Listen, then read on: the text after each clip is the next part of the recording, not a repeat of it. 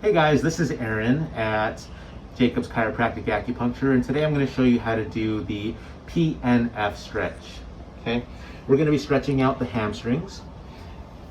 So we're going to lift one leg up here, and we're going to bring the hamstring into a maximum stretch, which is about right there. Okay, we're going to hold this stretch for about 6 to 10 seconds or so. Next, I'm going to have her drop her heel about 5 degrees.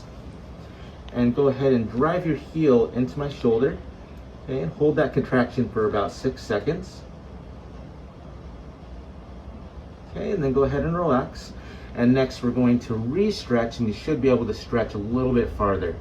Once we get to that maximum stretch again, we're going to hold that for about 6 to 10 seconds.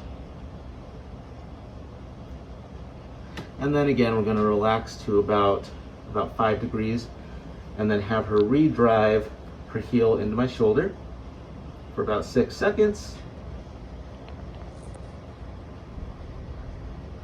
And then she can relax and re-stretch again. You should be able to stretch a little bit farther this time. Thank you very much.